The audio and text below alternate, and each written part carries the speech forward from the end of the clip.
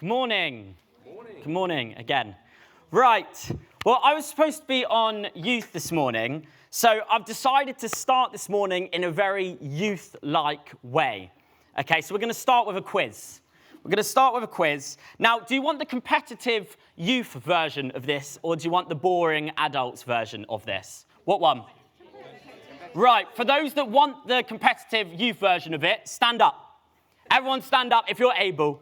If you're able, stand up. Right, this is the competitive youth version of this quiz. If you get an answer wrong, then you sit down, okay? The first question, by the way, this quiz is all about the content we consume and social media. So some of you might be sitting down already. Right, first question. How many hours a week does the average Gen Z, which is those aged 11 to 26, spend looking at a screen? To clarify, let me clarify. This is globally, and yeah, don't worry, this is multiple choice. This is globally, and we're talking about internet-connected screens. Right, so A, 40 hours a week, or B, 63 hours a week. Okay, hands up for 40 hours a week. And hands up for 63 hours a week. Those that said 40, sit down. Right.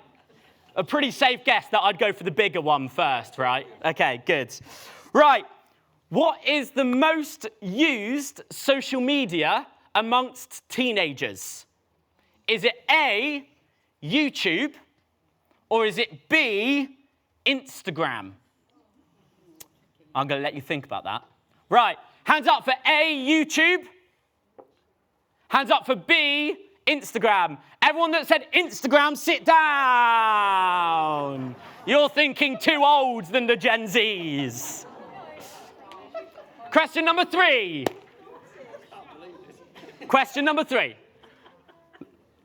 What is the average amount of social media accounts per person globally? The average amount of social media accounts per person globally. Is it A, 6.5 accounts, or is it B, 8.5 accounts? Hands up for the average globally of all ages being 6.5 accounts. And hands up if you think it's 8.5 accounts. Those that said 6.5, sit down. Question number 4, we're doing well. There's a few left. How many hours per day does the average US teenager spend watching videos and TV? Is it A, 3 hours 16 a day? Or is it B, 4 hours 15 a day? Hands up for A, 3 hours 16. Got one. And B, 4 hours 15. If you said 4 hours 15, sit down. Jonah, you're on your own. Jonah, you got one more. No, stay stood up. We've got one more. Everyone's going to watch what you say. Right. Jonah.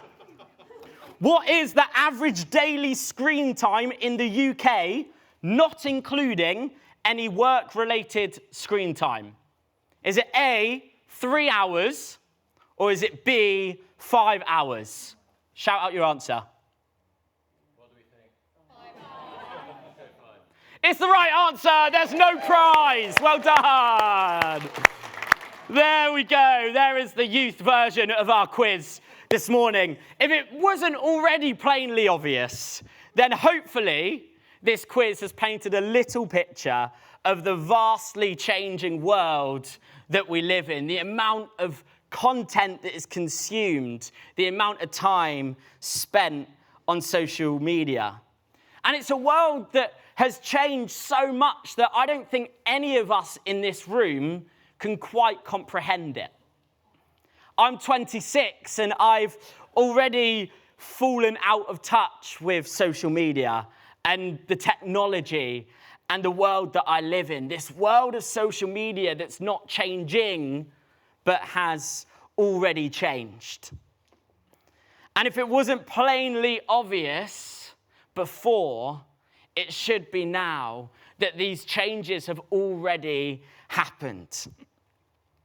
And there's lots of different outcomes of this new world that we live in, this world surrounded by social media.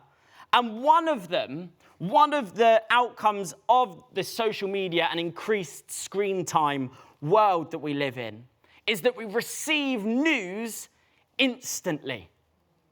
In our pockets, we have access to every event that is currently happening absolutely anywhere.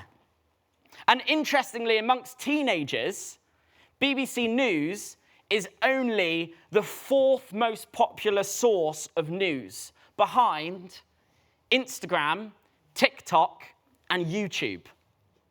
Amongst millennials, Twitter rivals the mainstream news channels as the main source of news. That's between 26 and 40-year-olds. News comes quicker to us as anyone witnessing any incident or event can record and post before a journalist even leaves their office. But it has a lot of consequences to it. It means that the news that we receive is often less reliable. And it's often more opinion-based, even more opinion-based than the news that we were receiving before. And then in this mix, you add AI. AI adds into this mix the rise of fake news, not knowing what to believe, especially for young people growing up in this environment. It's totally impossible. Just this week, for those that who haven't seen, a clip went around social media of Keir Starmer saying he hates the city of Liverpool, one of Labour's safe seats. And it turned out that the whole voice note was what's called a deep fake, which means that using AI, his voice was manipulated and made out to say something that was completely never said. And it all leads to a question on the lips of many people in our modern world. And especially a question for young people who are even more heavily influenced by social media than many of us are. And the question is this: how do I know what to believe? How does anyone know what to believe?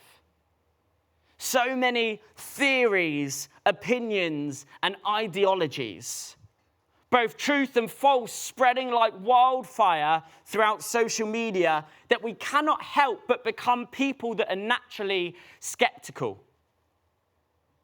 And I guess the question sometimes that we need to ask ourselves is, what does it look like to have faith and portray our faith in an environment, in a society that is naturally skeptical?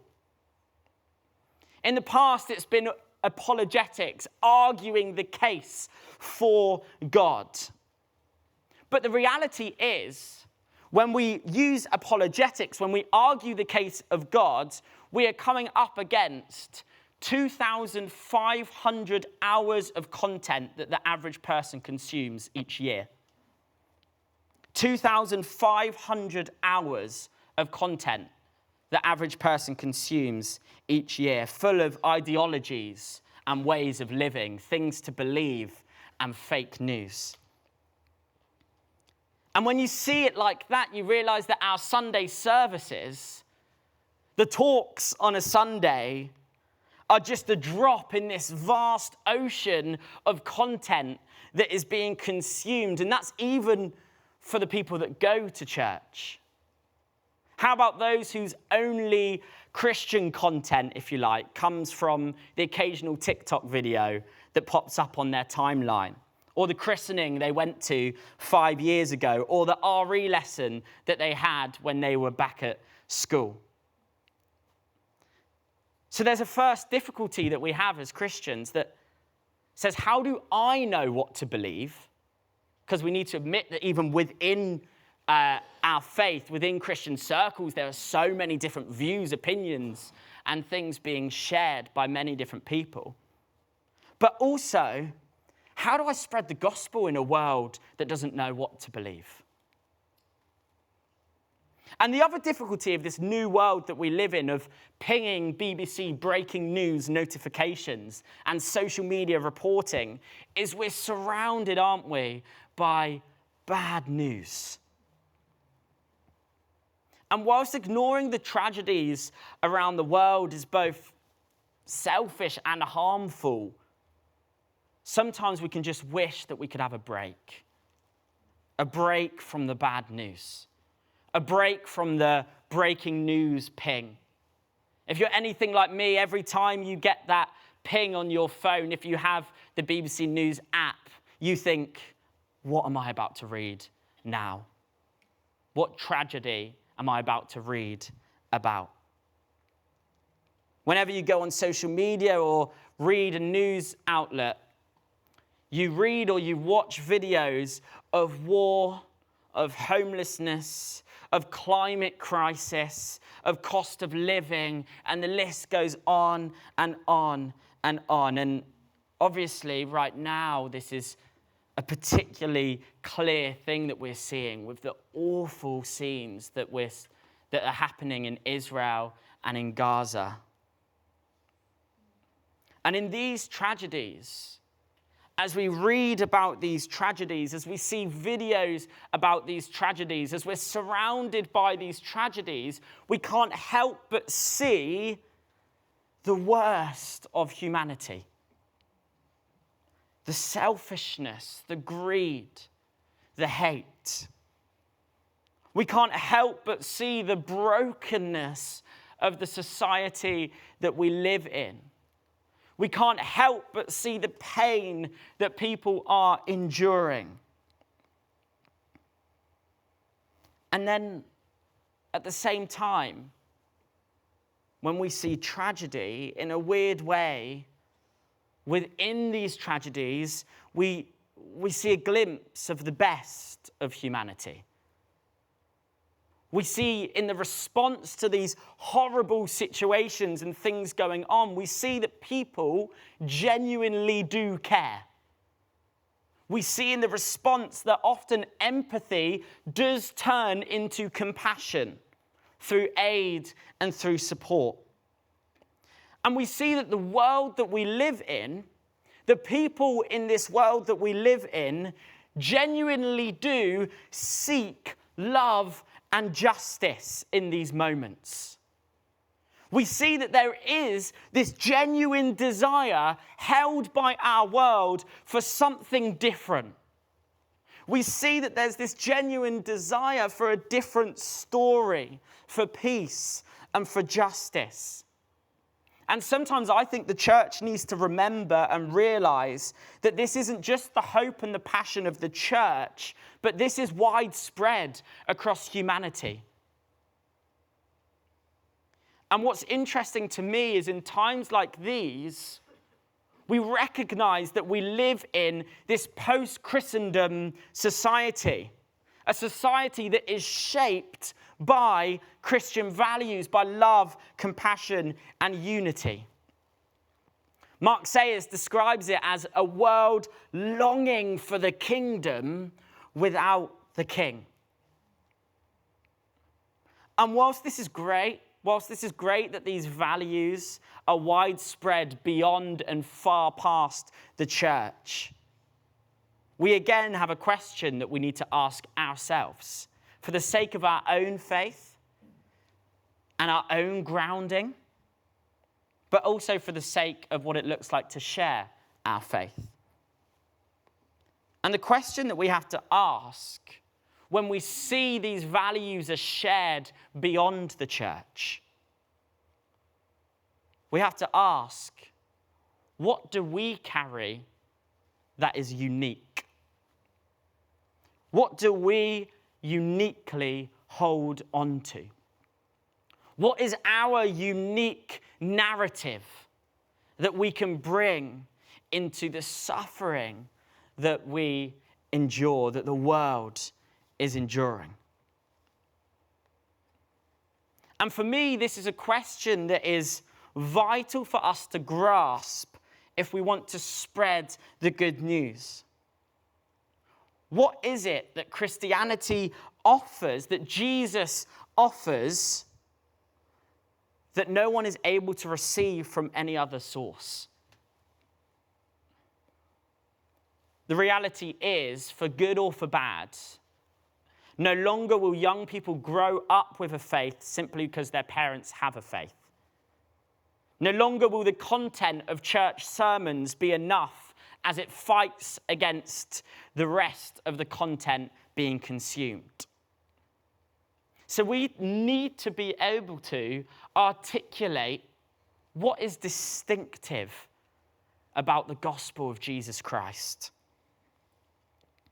This quote's been on the screen since I started. It's from Pope Francis, who is brilliant at understanding culture and how culture affects the workings of evangelism and faith. And he said this, he said, "Our previous ways of explaining the world and relationships, good and bad, no longer appears to work.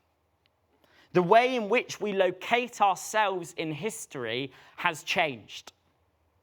Things we thought would never happen or we would never see, we are experiencing now. And we dare not even imagine the future.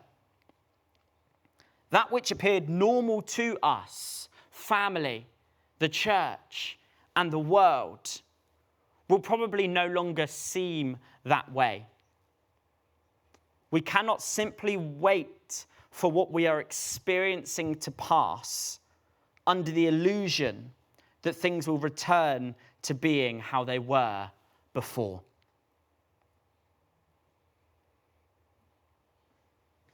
And I guess this is kind of the question that I want to look at this morning.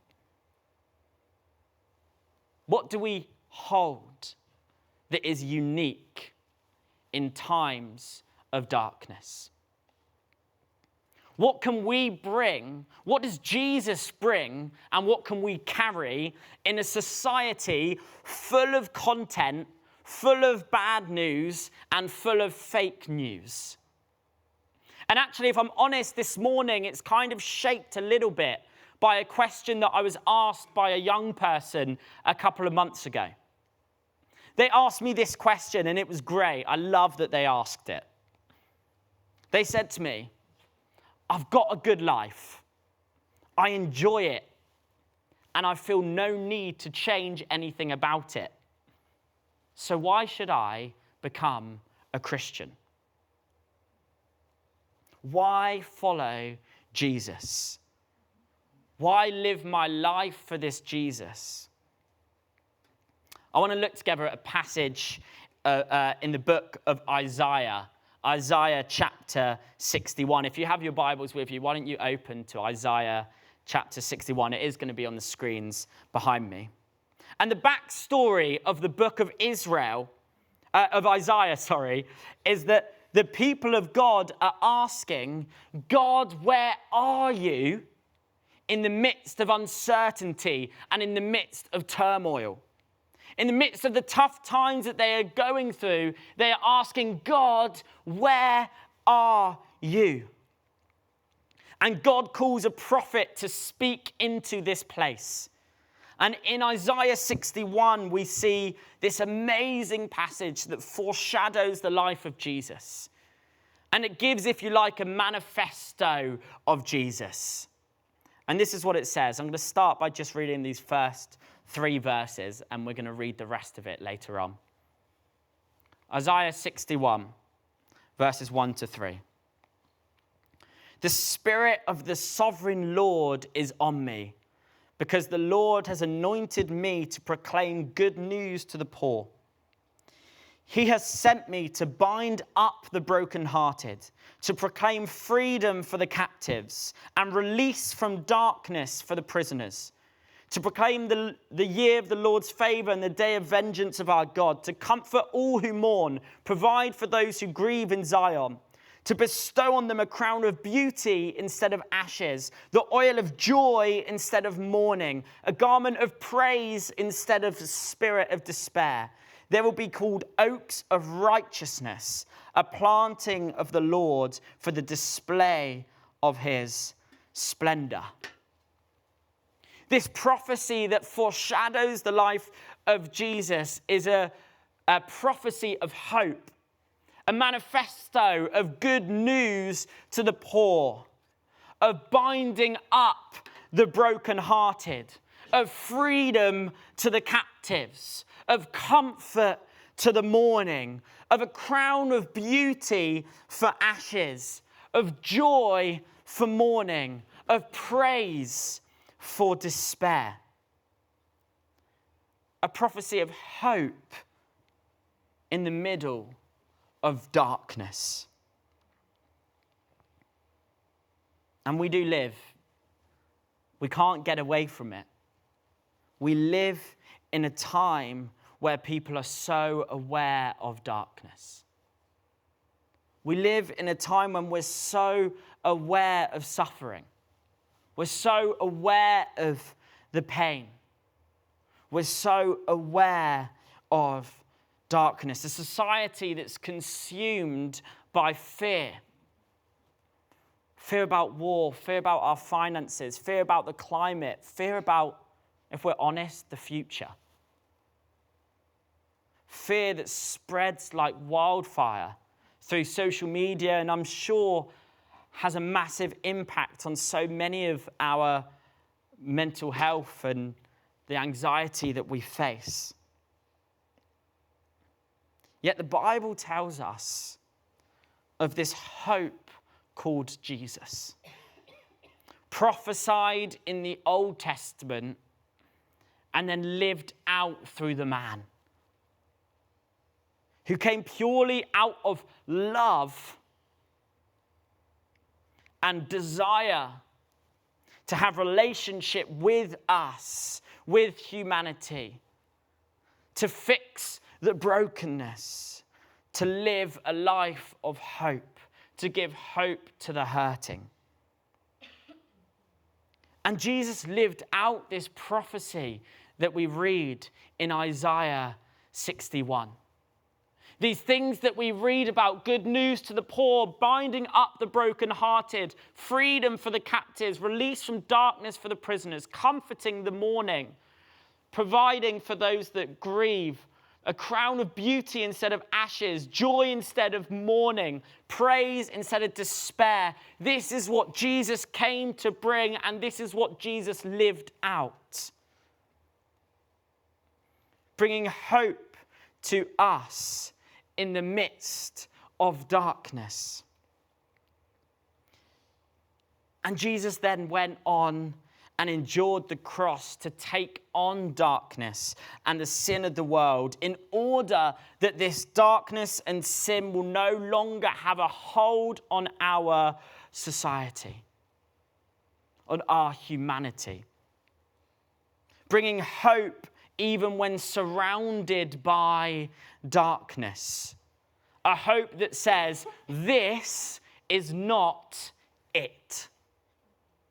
That this is temporary.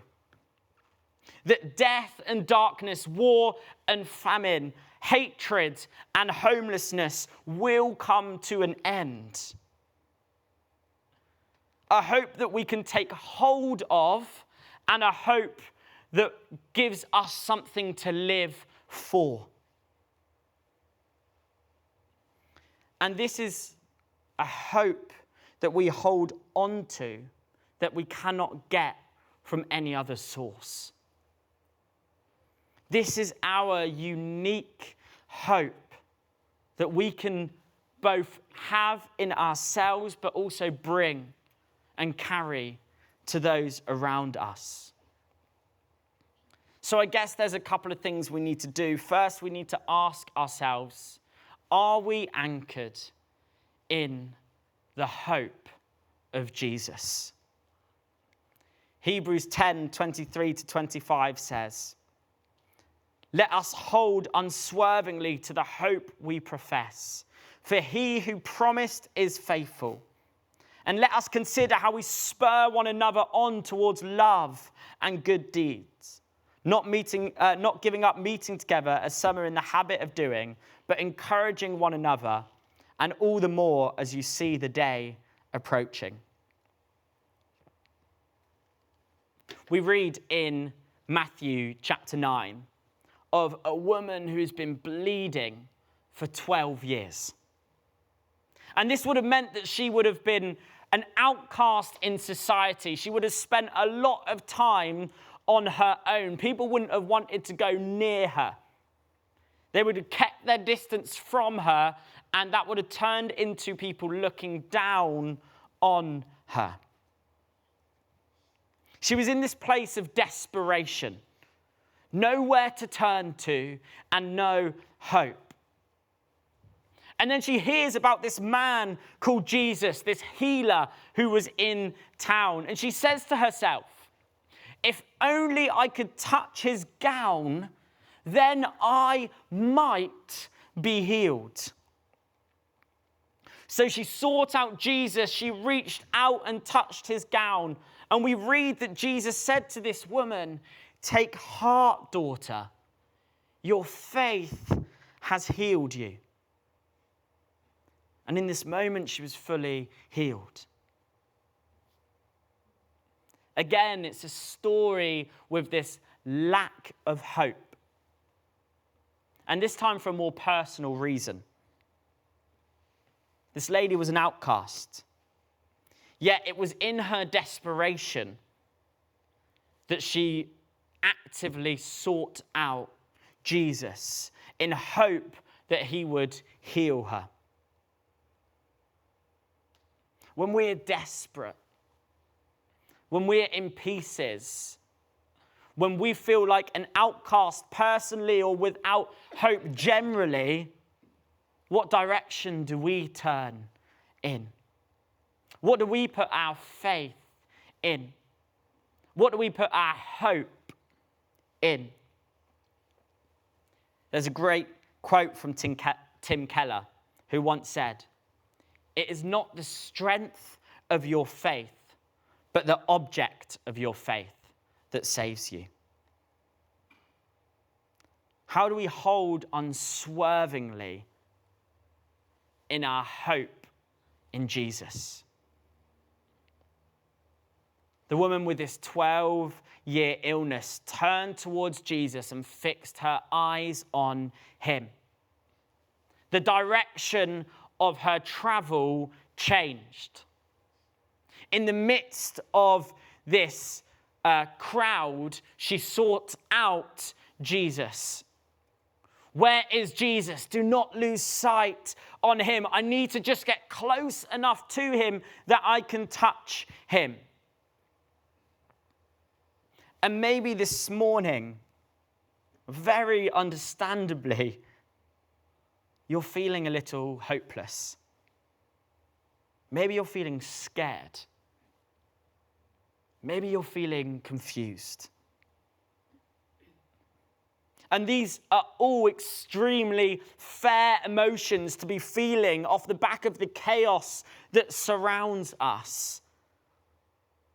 But even in the midst of these emotions and in the middle of the storm, our hope is in the Lord. What is God doing right now? How can I catch up with God? Where is God's hope in this painful situation? Where's God's kingdom breaking through? How is this manifesto of hope in Isaiah 61 being fulfilled even when we're surrounded by darkness? The hope that we hold is both a present hope and a future hope. A future hope that there'll be an end to the suffering, to the war, to the crying, and to the pain. That one day these things will no longer exist. But there is also a present hope. A present hope that the kingdom of God will break through, yes. But for me, the greatest present hope that we hold right now is that in the midst of this, God is with us. We have a very present hope in his comfort and in his love. We have a hope that our God is a God who knows, understands, and went through and goes through suffering. Who understands what it looks like to suffer. Who doesn't just sit and watch, but cries and hurts as he sees the pain and the tragedies around the world. We have hope in the fact that Jesus in Gethsemane not only asks that if there's another way, but also just says, God, will you help me? Will you give me comfort to endure this time? And I know that often it may feel like the hope that we hold on to is too limited. Often we feel like we wish our hope was that God right now is going to just end all the war, and we can hope in that. But sometimes we get frustrated when we're honest with ourselves. We say, how many times have I prayed that this war's going to end and still it's not ended? How many times am I going to pray that this suffering will no longer be happening and it's still going on? And we start asking God, where are you in this? God, surely it's your will for these people not to be in pain. Surely it's your will for this suffering to end. And throughout so many years, the church has tried to find an answer for why this is happening. And sometimes we need to accept that we don't know the answers and it's so difficult to understand what God is doing. Sometimes we need to accept that it's okay for us to be confused or even angry that God's not sorting this out. This is how things work. This is how people related to God throughout the Bible. Throughout the Bible, people were frustrated with God not stepping into certain situations or for their situation that they were in. And God stayed present with them in the middle of their frustration. Throughout the Bible, when people were frustrated with God, God did not cast them away, but God said, I am with you in this place. And one thing we can have certainty on is that God is with us and that God is feeling the pain of our situation. That God is feeling the pain of the situation in Israel and in Gaza. That God is feeling the pain of the crying and the tears and the broken families. A God who cares, remember, like a mother caring for her infant child. How relevant is that metaphor right now? And we have a responsibility to bring this hope into a world that feels hopeless. We have a responsibility to bring the King and the kingdom with us in every situation. To be hope carriers to the hopeless, to bring the message of hope. We live in a world that is longing for any kind of hope, willing to grasp onto anything that will give hope. And as followers of Jesus, we hold the greatest hope. We have the message that the world is longing for. But how can we spread that message? As I said earlier, with all this content, all the fake news, all the extreme views, even though what we hold is the message that people are longing for, the message of hope, it doesn't mean it's easy to get it across to people. Simply relaying the message is not always going to work. We must live out this message. Live in the hope of Jesus. Bring the kingdom of God and the hope of the King together. Because if we bring the king without the kingdom, our message will fall on deaf ears. And if we bring the kingdom without the king, then the hope that we carry is limited to aid and short-term comfort. And it's no different from what the rest of the world is carrying. We need to bring the king and the kingdom, the hope of the king and the love of the kingdom together as we live out hope. And we must do this humbly and authentically. Having the hope of Jesus does not mean that we don't find times difficult. Having the hope of Jesus does not mean that we don't get scared of the suffering. Having the hope of Jesus does not mean that we don't care about hearing stories of people's suffering. We carry the hope humbly and authentically, with radical love and radical transformation, with king and kingdom, with hope and understanding. I want to finish by reading to you the whole of Isaiah 61, this manifesto of hope. Actually, if the worship band can come up whilst I do this now, that would be great. I'm just going to read to you this manifesto of hope in Isaiah 61, the hope that Jesus brings. And I want to invite you to, in your hearts, to opt in to this hope. Opt in to be a hope carrier. Maybe you're feeling a bit hopeless this morning. Why don't you ask God as we read this to just give you that sense of hope in this passage? Or maybe you want to be a carrier of this hope to others. Why don't we count ourselves into this manifesto, choosing to be a carrier of hope?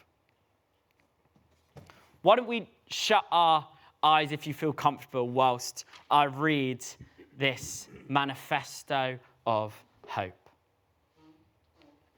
The Spirit of the Sovereign Lord is on me, because the Lord has anointed me to proclaim good news to the poor.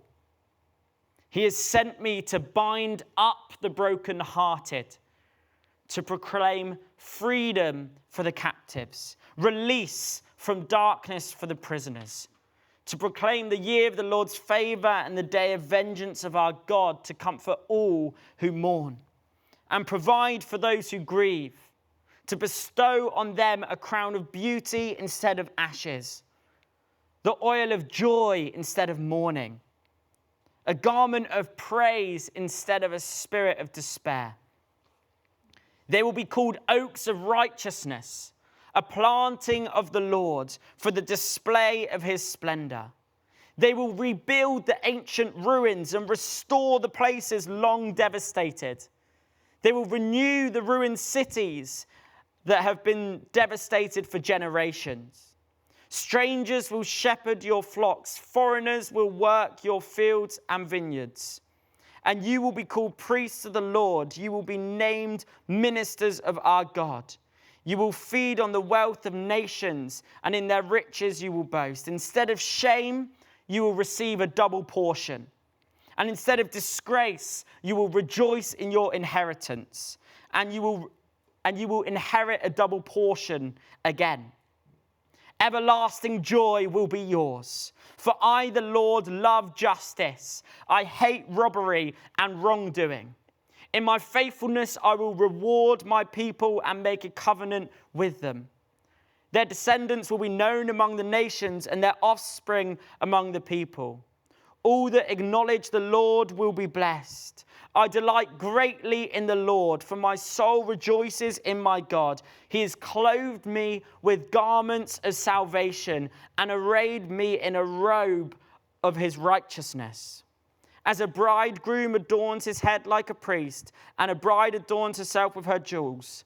For as the soil makes the sprout come up, and the garden causes seed to grow, so the sovereign Lord will make righteousness and praise spring up before all the nations. Shall we stand?